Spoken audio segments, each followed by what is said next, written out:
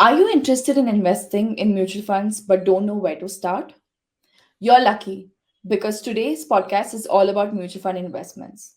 Hello, everyone. I'm Yashaswini Ravi, working as a growth marketer at Bartik. Bartik is a simplified employee benefits and perks platform that helps innovative companies and HR leaders transform employee experience to attract and retain talent through employee benefits, strategic rewards, and recognition in India. Bartik has recently partnered with Elevo to offer customized mutual fund investment solutions to employees. Today, on this very special podcast, we have Shriram Sharma, the go to investment advisor at Elevo, here to answer all your burning questions. Shriram was born and raised in small town Rajasthan. He finished his CA at the age of 19 and a half, making him one of the youngest chartered accountants in India.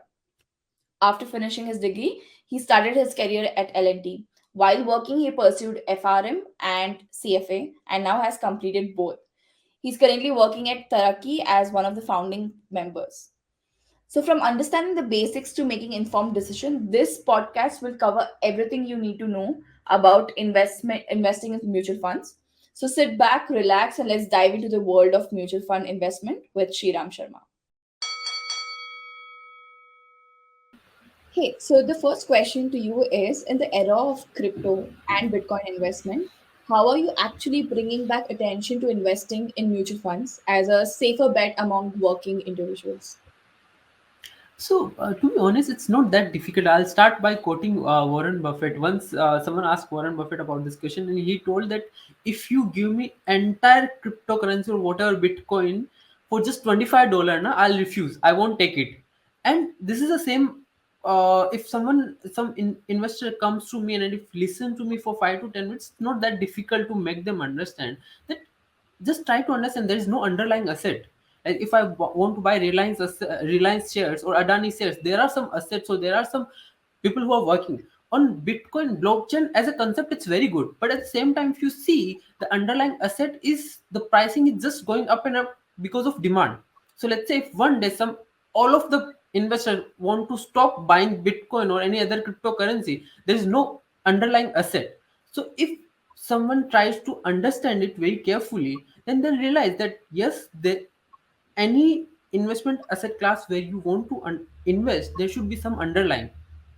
And for me, it's as simple as an investment advisor. I keep things very simple. If you don't understand anything, just don't invest. Try to invest in those asset class where you can understand the product, you can understand the underlying asset class, you can understand how it's going to generate revenue. I don't understand that how crypto is going to generate revenue. Yes, pricing is rising because of demand, but that's not a sustainable thing. So I don't understand, I step away from it. I advise my clients also to step away from it. Got it. My following question on this is why is it essential to have a financial advisor? And how are you making Elevo platform easier for employees or any individuals who need more time and research and invest in the right mutual funds?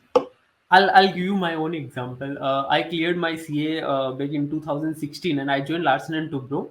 Even I come from a finance background. Charters are supposed to be have good knowledge about finance, but I was missold by someone. I won't take name or anything. I was missold some product.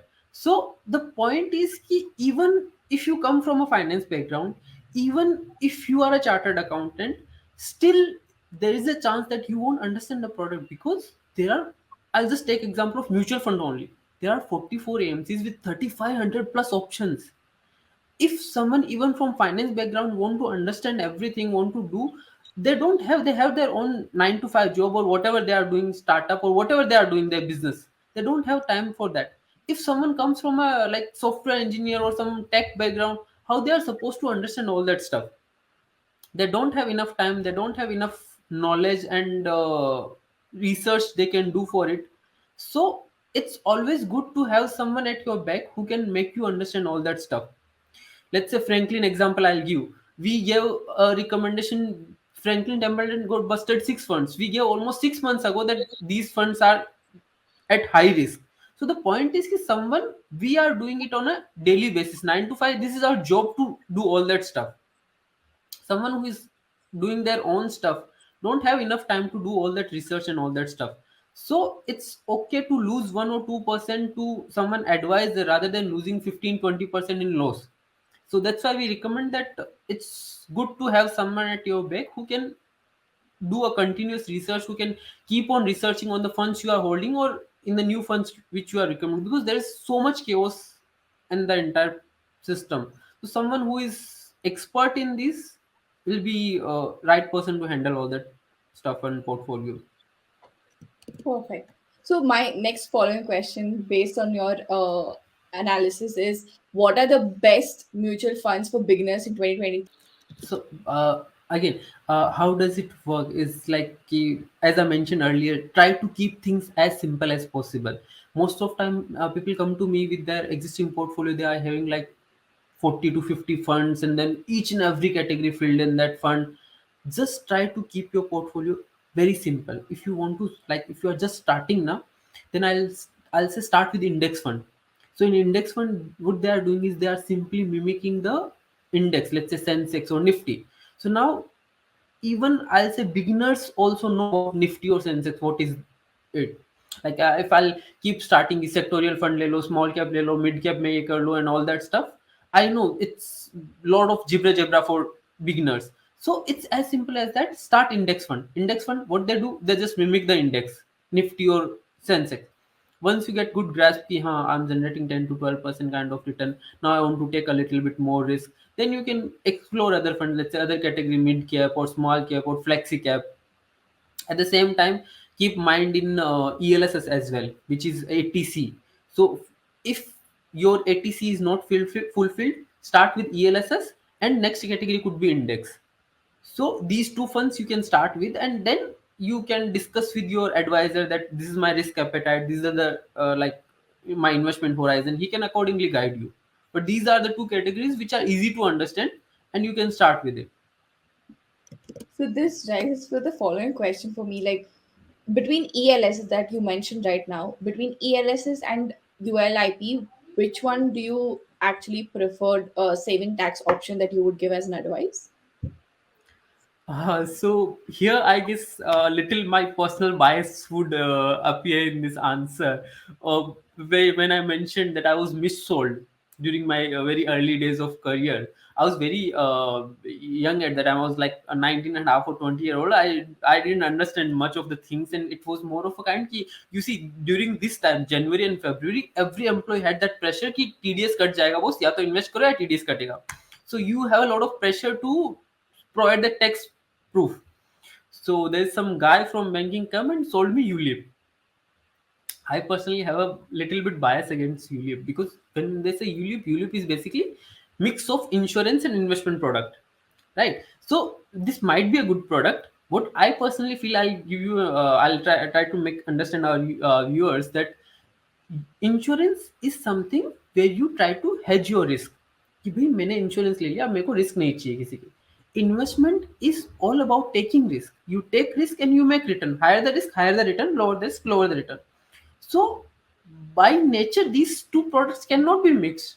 One is to hedge risk. I want to take term insurance, मेरे को कुछ हो जाए, मेरे family को कुछ मिल जाए. I want to take health insurance, medical insurance, मेरे को कुछ बीमारी हो जाए, मेरे फैमिली को कुछ और let's say if I'm in a hospital my expenses are covered. So I want to cover that risk. And in investment, I invest in equity, I take risk कि मे भी पैसा जाएगा या ऊपर आएगा, but I will earn return. So by nature these two products are very different. If you mix those two products, I'm not sure what the fund manager intention will be. Like if you are investing, fund manager intention is to make return by taking risk, and in insurance they try to cover that risk. So if you merge both the product, what the fund manager will do, I don't understand personally. And at that time I wasn't aware of. I invested in ULIP. There was surrender period. There was so many things. You have to keep investing for next 5 to 7 years. If you stop, there will be surrender value, all that stuff, mortality charge, ye wo falana dhimkana.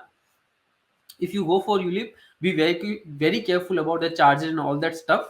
Personally I feel, take a term insurance and invest in mutual fund. Keep two things separate. Otherwise mix and match हो जाता है. 6-7% return कमाते हो, insurance भी नहीं अच्छे से, premium भी ज्यादा होता है, I personally have a little bit bias against ULIP wala thing. Got it. I think even it's time for me to invest in ELSS. So yeah, thanks for the advice. My last bit of the question is, how are you actually customizing investing in experience for different age groups at Elevo? Yeah, that's a really good question. So what do we do? We feel that this investing thing, it's very personal. It's not necessary that if I'm satisfied with 15% return, or let's say I'm satisfied with 8% return, Yashashwini will also be satisfied with 8% return. This is very specific. There are investors who has came to us and asked us कि बोस हमें FD में 6% मिल रहा है, we are fine with it, why should we come or why should we invest with you?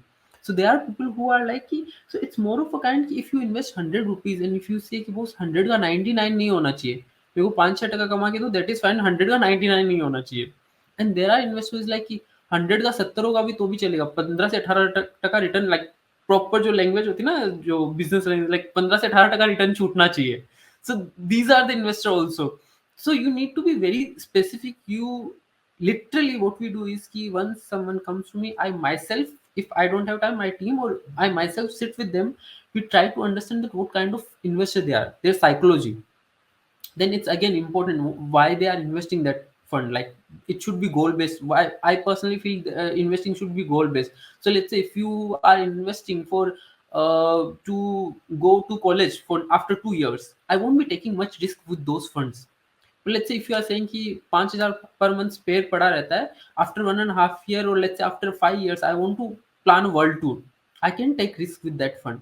If things doesn't go the way it is supposed to be, it's fine if you don't go on world tour, right? So the point is कि objective क्या है, risk कितना ले सकता है, how longer they want to invest. If you tell me कि I'll need those funds after 1 year, I won't be investing in equity. I don't know कि market एक साल बाद, I'm being very honest. People tell कि after 1 year they can predict. I don't tell that I will be able to predict after 1 year how market will react.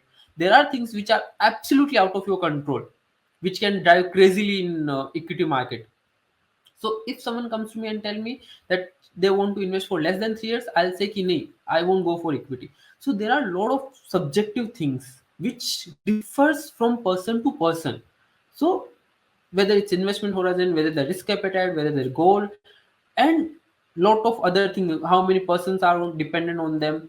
So after asking all those questions, then I'll recommend ki boss, this much amount you should be investing here, and accordingly calculation is done. So maybe I won't be able to explain the entire process because it's like half an hour 1 hour long process, and maybe longer than that because depending on the interaction with the investor. But this is how we try to do things, try to make it as much customized for investor as possible. Perfect. That answers a lot of questions, and I think this was a very insightful session just before the tax thing begins. So Yeah, thank you yeah, for this your is a very important season right now. very important. But thank you so much for this session. We value your time and advice. But see you soon. But thank you so much. Thank you so much, Yashaswin, for having me.